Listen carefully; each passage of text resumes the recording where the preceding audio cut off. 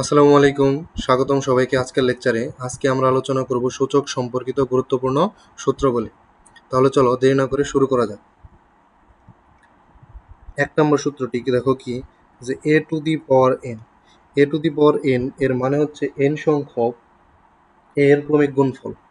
তার মানে a গুণন a গুণন a গুণন ডট ডট ডট কত পর্যন্ত চলবে? n সংখ্যক পর্যন্ত চলবে। যদি একটা এক্সাম্পল দিয়ে বোঝার চেষ্টা করি, ধরো a টু দি পাওয়ার 5 আছে আমাদের কাছে। কি আছে? a to the power 5।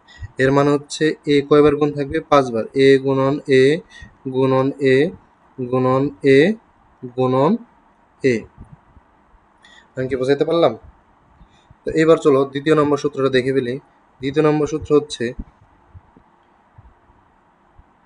পাওয়ারের উপরে পাওয়ার থাকলে তা গুণ হয়। পাওয়ারের উপরে পাওয়ার থাকলে তা গুণ হয়।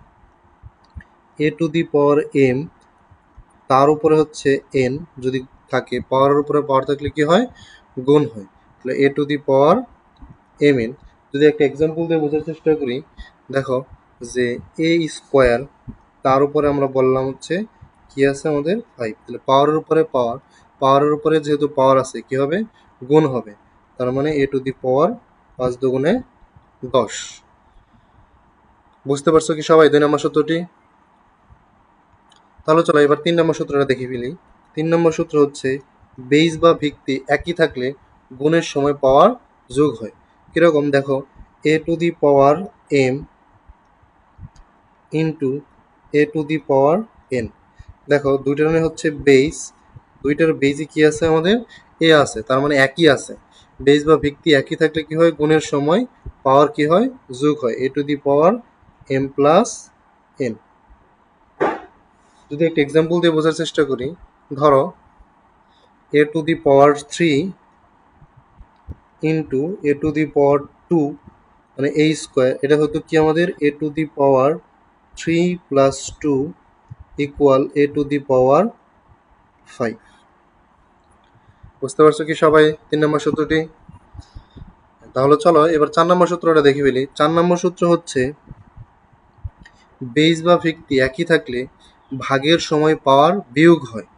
তার মানে a to the power m divided by a to the power n, অথবা এটাকে আমরা এভাবে লিখতে পারি যে a to the power m divided by a to the power n।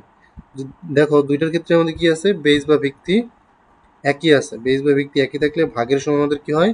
পাওয়ার বিয়োগ হয়। তার মানে এটাকে লিখতে পারি a টু দি পাওয়ার হচ্ছে m মাইনাস n। যদি একটা এক্সাম্পল দিয়ে বোঝার চেষ্টা করি, দেখো যে a to the power 6 divided by a square. তো এটাকে আমরা বলতে পারতাম যে a to the power 6 minus 2 equal a to the power 4। 4 number সূত্রটি সবাই বুঝতে পারছো? তাহলে চলো এবার 5 নম্বর সূত্রটা দেখে ফেলি। 5 নম্বর সূত্র হচ্ছে কোনো কিছুর উপরে পাওয়ার 0 মানে হচ্ছে 1। কোনো কিছুর উপরে পাওয়ার 0 মানে হচ্ছে 1। তার মানে a to the power 0 equal 1। এক কথায় হচ্ছে কোনো কিছুর উপরে পাওয়ার 0 মানে 1। ধরো বললাম হচ্ছে 5 নম্বর সূত্র, যেহেতু বললাম 5 টু দি পাওয়ার 0 ইকুয়াল 1। অথবা এরকম যদি বলতাম যে 100 টু দি পাওয়ার 0, সেটাও আমাদের কি হইতো? 1। এক কথায় হচ্ছে আমাদের কোনো কিছুর উপরে পাওয়ার 0 মানেই 1। তো এবার 6 নম্বর সূত্রটা দেখে ফেলি। চলো 6 নম্বর সূত্র হচ্ছে যে রুট ওভার a। দেখো এই রুটের পরিবর্তে আমরা কি বলতে পারি? হাফ বলতে পারি। তাহলে a to the power 1 divided by 2। যদি একটা এক্সাম্পল দিয়ে বোঝার চেষ্টা করি, দেখো রুট ওভার 3, এর পরিবর্তে আমরা লিখতে পারবো হচ্ছে 3 টু দি পাওয়ার হাফ। আমি কি বোঝাইতে পারলাম? তাহলে চলো এবার 7 নম্বর সূত্রটা দেখে ফেলি। 7 নম্বর সূত্রটা হচ্ছে আমাদের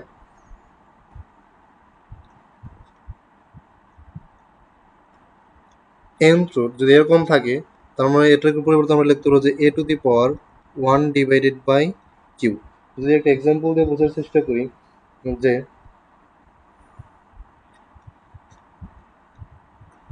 a টু দি পাওয়ার 3, তো এর পরিবর্তে আমরা বলতে পারবো a টু দি পাওয়ার হচ্ছে 1 ডিভাইডেড বাই 3। আমি কি বোঝাইতে পারলাম? তো এরপরে চলো 8 নম্বর সূত্রটা দেখে ফেলি। 8 নম্বর সূত্র হচ্ছে যে a to the power minus N যদি থাকে, এর পরিবর্তে বলবো হচ্ছে 1/a⁴n।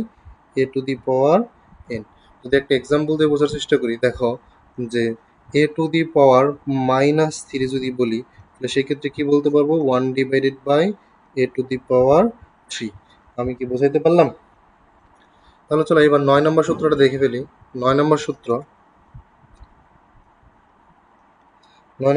ধরো m/n⁻p এরকম যদি থাকে, এক কথায় হচ্ছে কোনো ভগ্নাংশ যদি থাকে, সেই ভগ্নাংশটাকে যদি উল্টে দেই, তারপরে এখানে মাইনাসটা, সেই মাইনাসটা কি হয়ে যাবে, প্লাস হয়ে যাবে। তার মানে n/m এটা কি হবে, ইকুয়াল p। তার মানে দেখো m/n মানে একটা ভগ্নাংশ, তার উপর হচ্ছে একটা মাইনাস মান আছে, মাইনাস, ওই মাইনাসটারে হচ্ছে যদি প্লাস করে ফেলি, তার মানে এই ভগ্নাংশটা কি হয়ে যাবে, উল্টে যাবে। আমি কি বোঝাইতে পারলাম?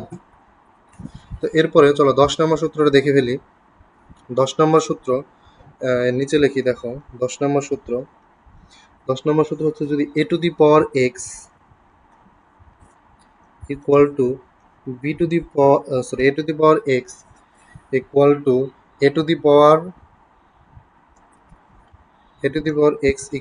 a⁴y হয়, সেক্ষেত্রে দেখো দুইটার ক্ষেত্রে আমাদের কি আছে, বেস সেম আছে।